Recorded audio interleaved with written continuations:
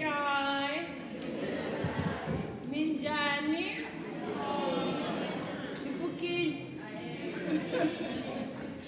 As the young lady mentioned, my name is Katlego Moagi. I'm coming from Citizen Concern.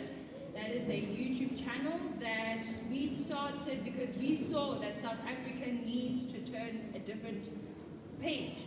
All of us are aware of the many challenges that South Africa is facing, but we can't just complain in our houses. We can't just complain at work, at school. We need to take action, and we are doing our bit through Citizen Consent to make that change. So, just to begin, if a white man walked in here and a black man walked in here, in your heart, who would you think is here for your benefit? The black man. Who said that? Yes, please tell me why you think the black man is here for you. Because? He's the same race as you. What's your name? Gia. Thank you so much, Gia, for your answer. Anybody else brave enough to tell me who you think would be there to love you, to be kind to you, to represent your needs if a white man came in and a black man came in? Who would you say, this one is on my side? Yes? Anyone? Yes, ma'am.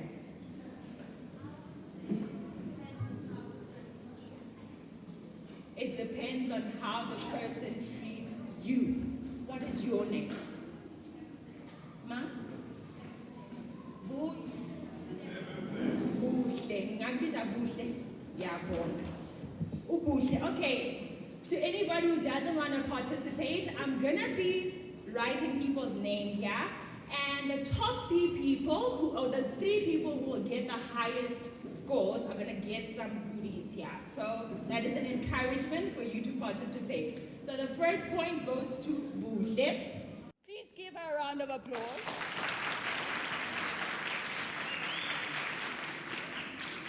Thank you so much, Buhle. Thank you, Gia. So, I appreciate both of your comments. And it leads me to my next question. If your great-grandfather did something wrong to my great-grandfather, if your great-grandfather murdered mine and maybe stole from my grandmother, does it mean that you are also a murderer and a thief? It doesn't, right? Because you are your own person, right? If I do some evil deed, does it mean that my children are also evil? Absolutely not, right? So, I want us to understand a very important fact. I am not your friend or your enemy based on the color of my skin. Can we agree on that? Just because I'm the same skin as you does not mean I'm your friend. Just because I am a different color from you does not mean that I'm automatically your enemy, right? I think as children of God, that should be something that we know, right? But maybe I'm rushing here, just assuming that everybody in this room is a child of God simply because we are in a church building. Can we please confirm, are you guys children of God? Yes. All of us? Yes. Is there anybody here maybe who's here for other reasons and is not a child of God? No. Raise your hand. So we are all children of God. Yes. Now, how does God Almighty instruct us to judge one another? Like, what is the thing that he says, when you are judging each other, this is what you should look out for? Or what is it that he says he looks at when he's judging us? Love. Love, thank you, sir. What else? Judgment how you judge yourself. Thank you, sir. What else? Personality. That was so sweet. Thank you. Can somebody if you give me a verse, that tells us, where God tells us how to judge or how he judges, I'm going to put your name on the board. Give me a verse, ma'am. He says thou shalt not judge. He does say, well, judge not lest you be judged, but that's not the one we're looking for, but you're right. Thank you, ma'am. Yes, sir.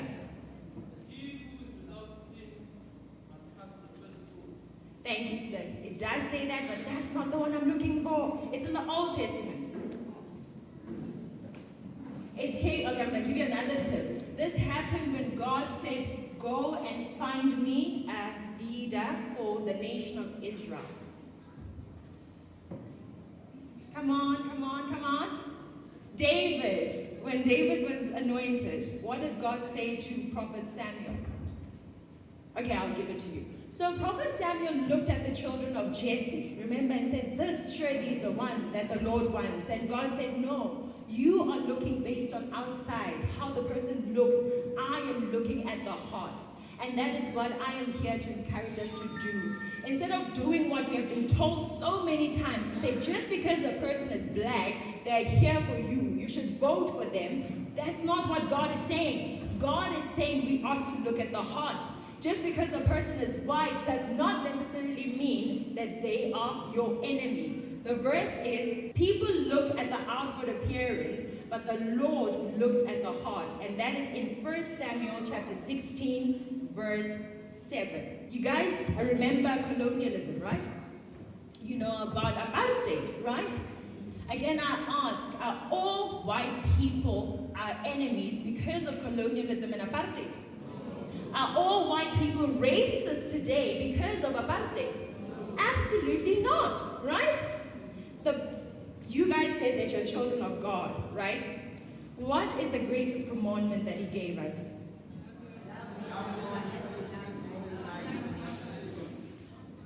Yes, say it for me again. Love God with all your strength and with all your might, and then love your neighbor. Where is it? So that I can just put your name. Yeah, where is it in the Bible? It's in the Bible. Well, you're right. What's your name? Lesedi. Let's give Lesedi a round of applause.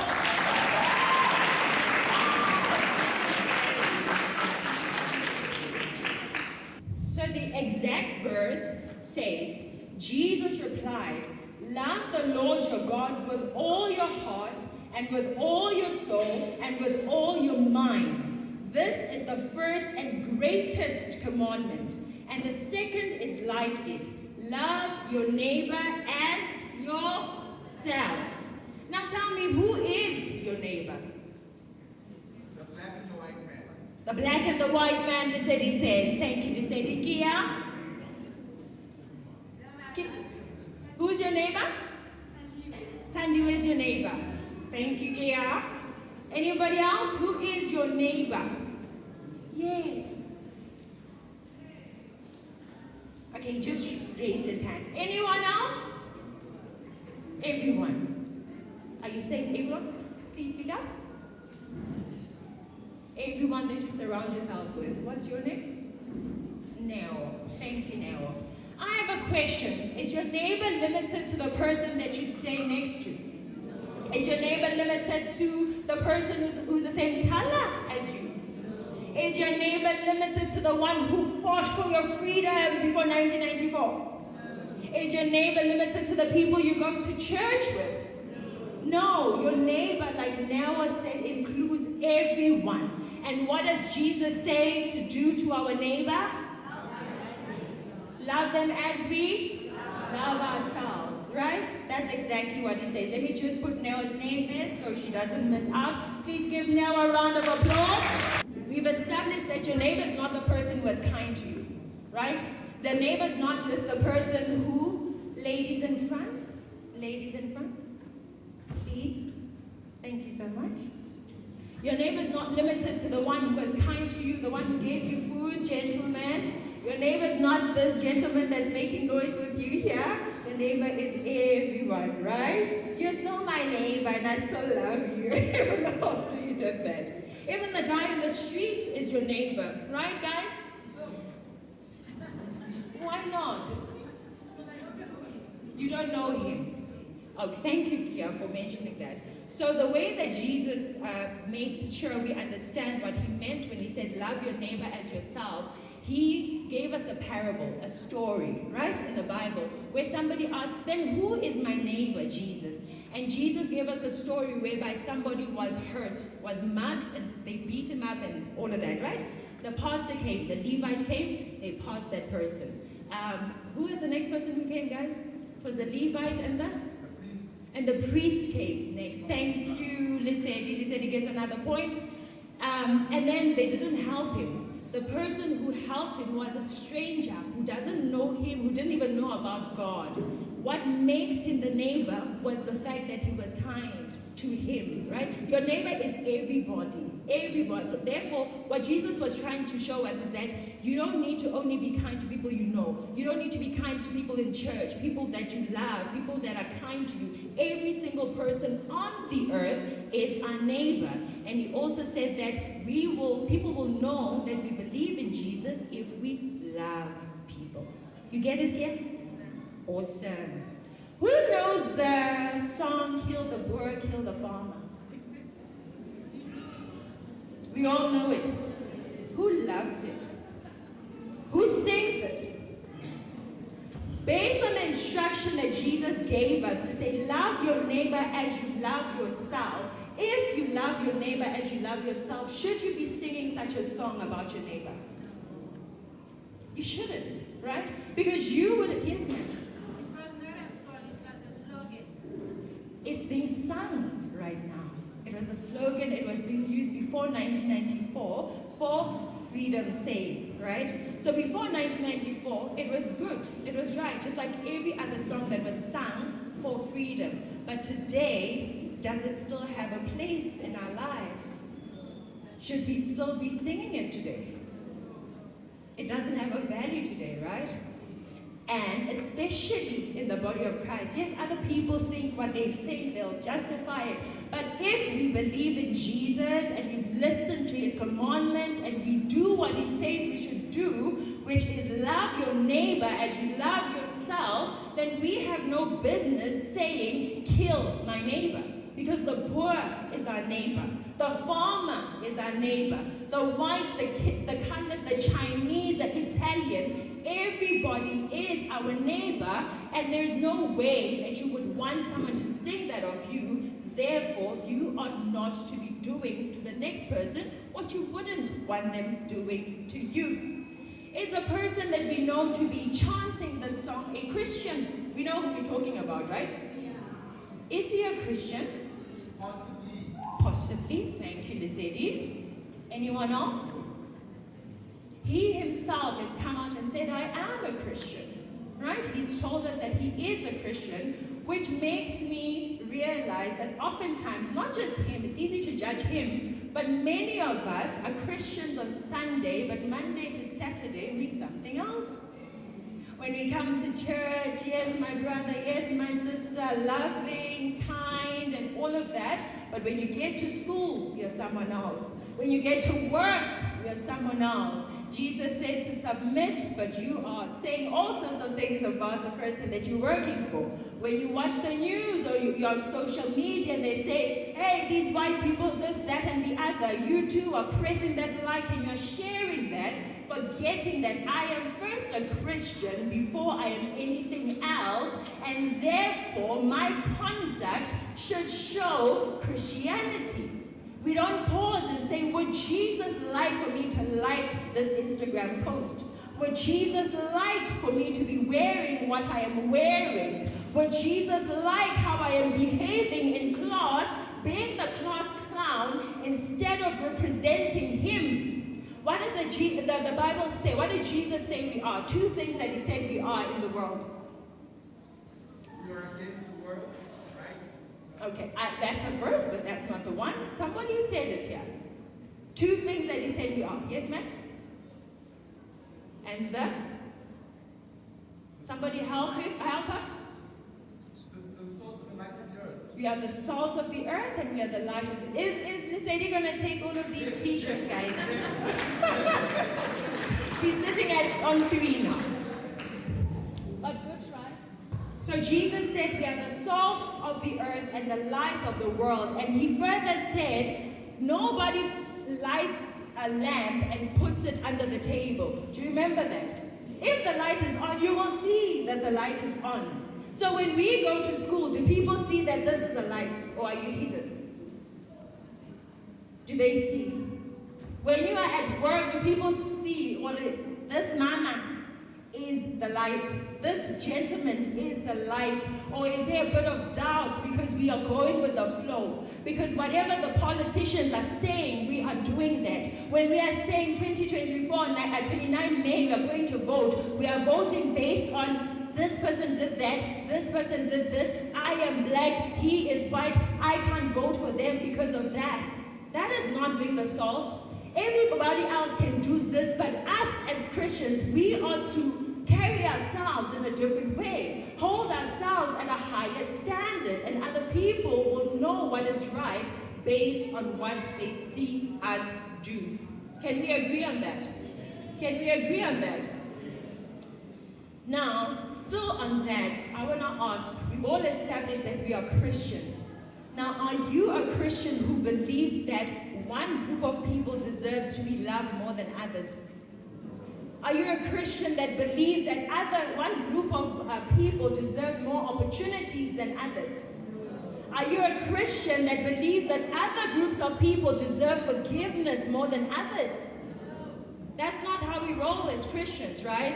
We are guided and directed by the standards of God, that is to love your neighbor as you love yourself. So, we have various political parties in the country. Yes, we are in church, but like I said, being a Christian doesn't end in church, right? It goes to the voting ballots. Being a Christian goes to our offices. It goes to everywhere where we are going. Now, I want to know that as a child of God, what are the things that you ought to be looking at when you go to vote? Some of you have voted already. Some of you are too young to have voted, but maybe 2026 and 2029 you'll be ready. But tell me, what are some of the things you ought to be looking at before you vote? I'm going to skip Lisedi for now. What should you look for? We have some older people here who have voted already. You can tell us, what did you look for when you were voting? But before that, yes, sir. Their intentions.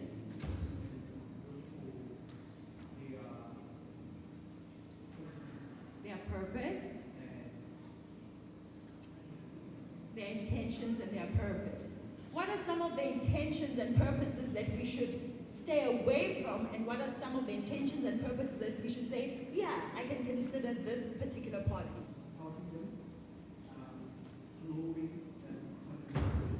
What's your name, sir? Bonga. Bonga mentioned that you need to look at the motives and intentions of the party and look at who is there to help you and to understand what we are going through and improve our economy. And I want to stick to the part where it's saying helping. There are many parties that say they are helping us. There are many parties that say, don't be lazy, go and make babies and I will give you money for those babies. Have you heard of those parties? That sounds like help, but that is not the help that we need. That is not the help that you ought to be encouraged about. There are many young people here. There is no way that that message should ever get you excited.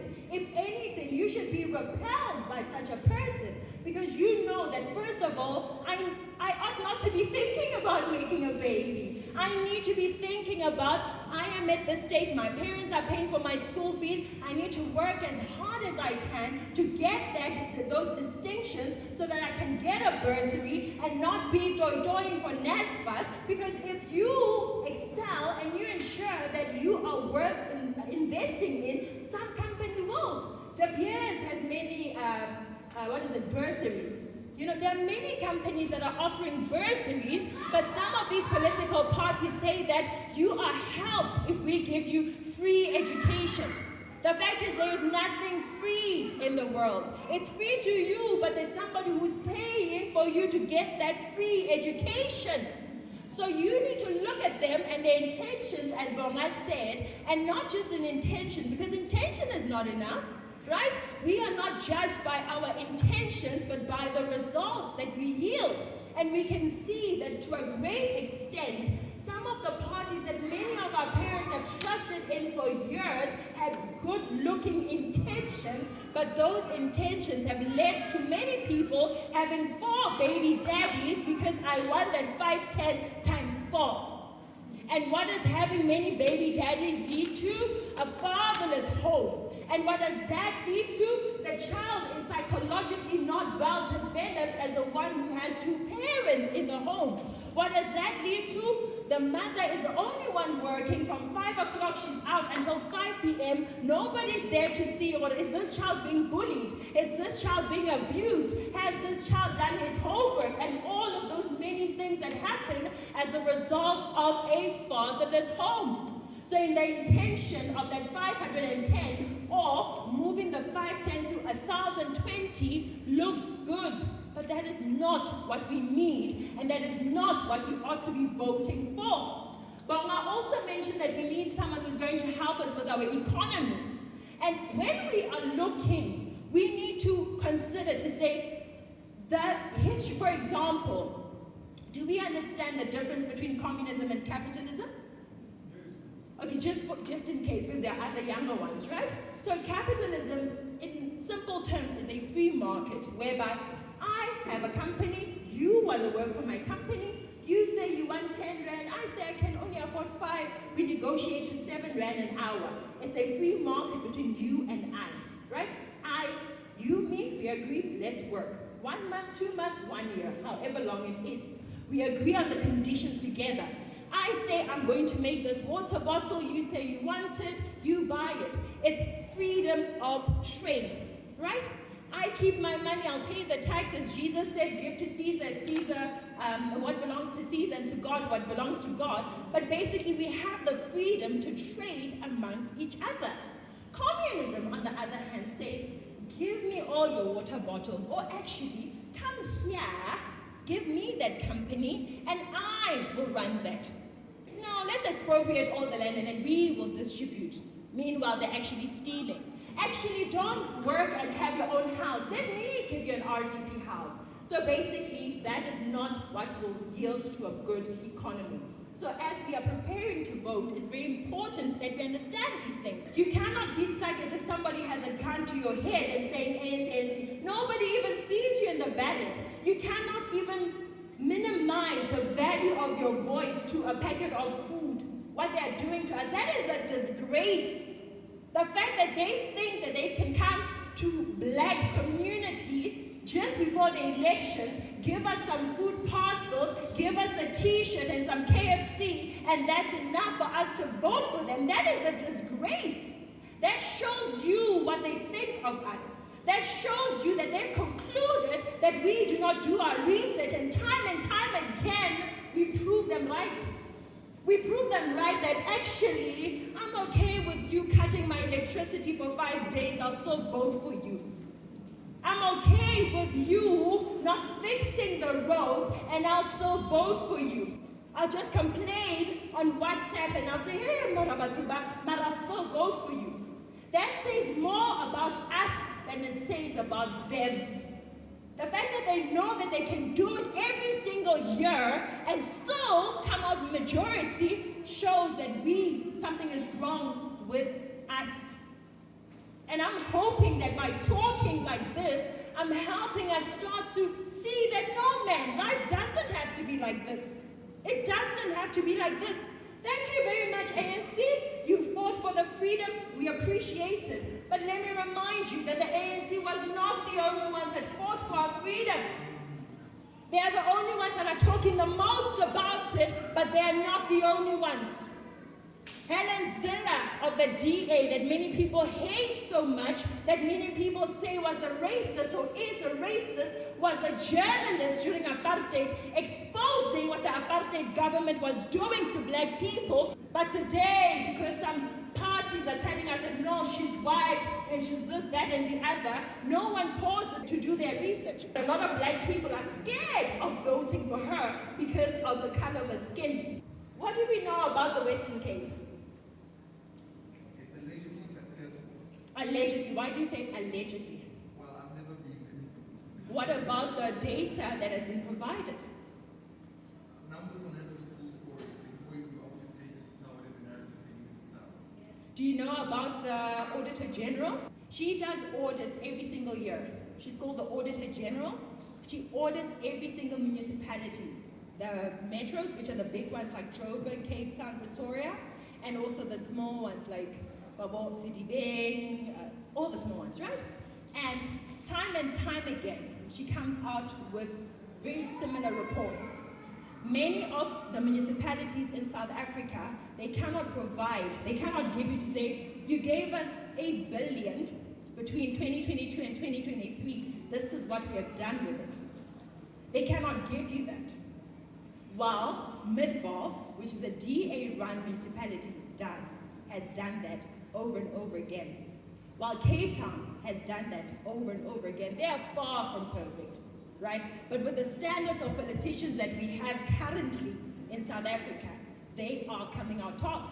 But we are too scared to say that, because if I say that I'm a DA agent, I'm sure some of you in here are saying, this one has been sent by the DA, let me just get up and go.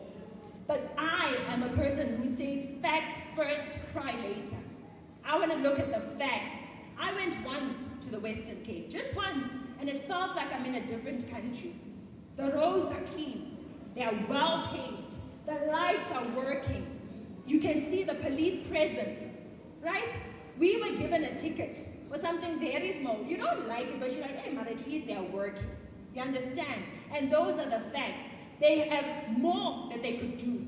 But at this stage, what they are doing is better than what many others are doing with the power, the finances that they do have. But because we have been told what skin color matters more than your life and your service delivery, many people look away from the facts and they say, no, I'm still not going to vote for them.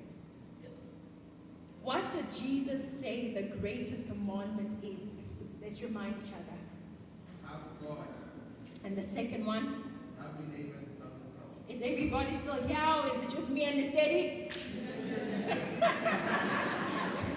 The first commandment is love the Lord your God with all your heart, with all your soul, and with all your mind.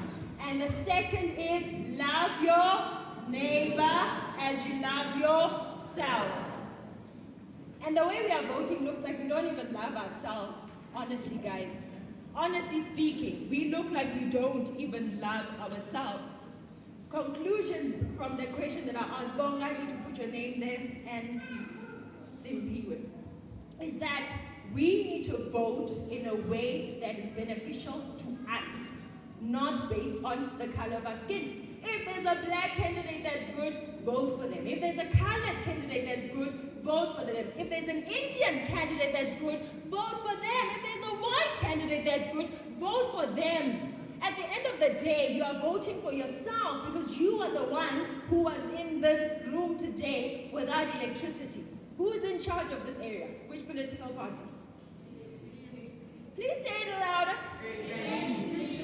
Are you liking what they're doing for you? No. Are you enjoying them? No. What are you voting for in the 2026 elections? Are you still voting ANC?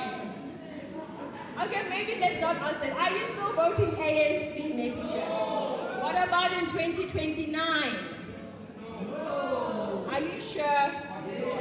What if they come and bring more KFC this time around? What if they bring nice merch? Remember last year how they had some nice merch, nice jackets and stuff? What if they give you that over the t-shirts? You don't want them. All right, please allow me to give you just a small, example. Let's say there are two people.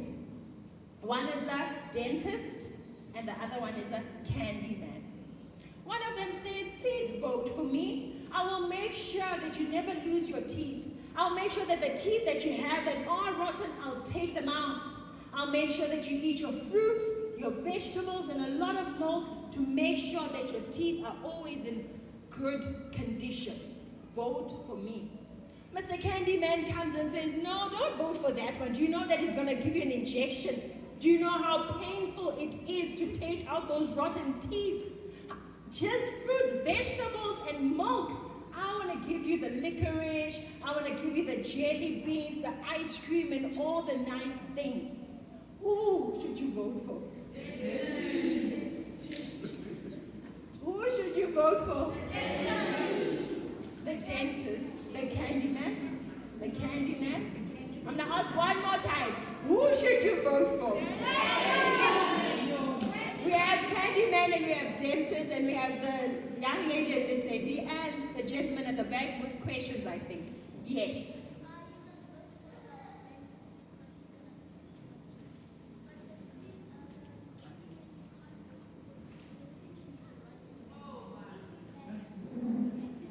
You should, please, what's your name?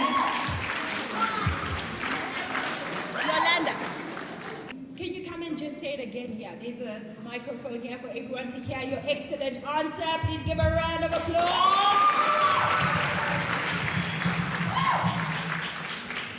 You must vote for the dancers because he's gonna fix your teeth. And this Candyman, you can't vote because your teeth are gonna be rotten and you can't even eat your food nicely. 100%.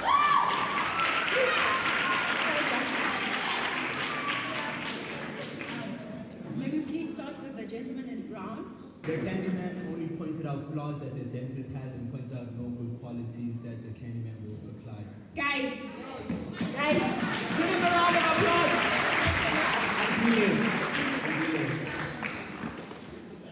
Yes, sir. My question is, let's say we choose the dentist, right? The dentist is great. They have our best intentions. They help us with our teeth. But the question you have to ask that is, what is the incentive of the dentist, you know? Because if we don't look at it, most governments, or at least the different parties, the most important thing, at least the corruption, is what are they backed by? So in this case, the dentist, what is their incentive? Do they want to help you so that you can constantly and always consistently buy toothbrushes, toothpaste, and all the stuff, so that they'll always be serviced by you, and you build a sort of dependency on them. So yeah, you have healthy teeth, but at the same time, you pay a long-term cost. And if we look at this in a more larger and contextual aspect, let's just take any party, all right? And they want to give control to the people. They want to privatize energy, coal. Okay, so they send out the contracts, whatever. And then all of the coal doesn't get bought up by individual people. It only gets bought up by 3 very powerful people, and they all come together and they say, okay guys, it's only us in charge. Let's set the prices like X, Y, and Z, and every single 2 months, 2 years, whatever, we'll slowly push them up. So yes, we've elected the dentist, but the dentist has thrown us to the Candyman. So what is the proper idea or ideology or mindset you should operate on if you want to pick somebody properly? Because there is no difference between a dentist and a Candyman if the dentist is going to feed you to a Candyman. So now, because I'm going to go with your own thing, right? Because I am a dentist and my friends are farmers, and if you eat fruits and vegetables and milk, they're going to benefit. Does it mean you are not going to benefit? Let's say, Okay, yes? your farmer friends Yes. now want to raise prices. No, before we raise prices, let's stick there. Because this is ours. So, this is what I've noticed many times in South Africa, right? And it's, you know what, every system, there's a loophole to everything. There are corrupt people everywhere. There's a statement that says, power corrupts and absolute power corrupts absolutely, right? Now, this is what I need you to understand. Now, 2 things.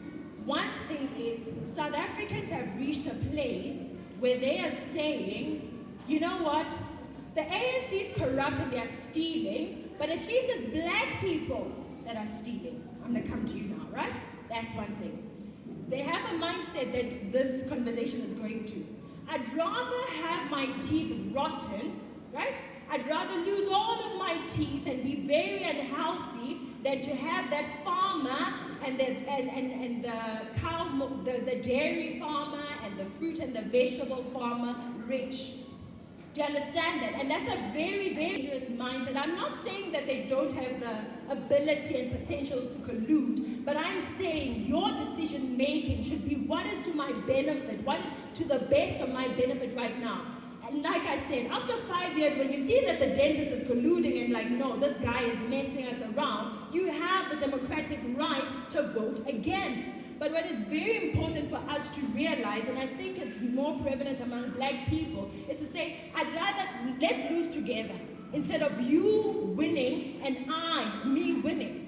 You understand what I'm saying? And that is a very dangerous thing. And I'm definitely against privatization of energy and that type of thing. But I'm for what is to our benefit. You understand what I'm saying? Do you have additional? That's I feel as if that's the exact same mindset that maybe people had or still currently have with ANC of once they gave us everything we needed, then after a while they turned bad. And now people are trying to divide, but the people who built everything off of the promises of ANC can't detach from that. So yeah, the dentist now gives us everything we want, and now they've gone astray, but we still can't pull away from that because once they were good. So I guess the real enemy here is just people becoming complacent and believing in the promises that were instead of the promises that will be in current circumstances. Yeah. So the greatest enemy of our own success is ourselves. 100%. Yeah. 100%. Please can that is a gem.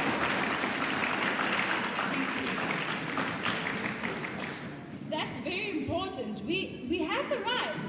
Right? ANC did something. Thank you, ANC. Mara, now you are not doing what you should, and I'm leaving. And we need to stop making that voting is not an emotional thing. Right? President Cyril Ramaphosa is not my father, is not my uncle, is not my anything. When he's eating whatever millions are in his couches, I don't get a rand from that. And we need to detach ourselves from that and say, you're not working for me, enough is enough, I'm out of here. Okay.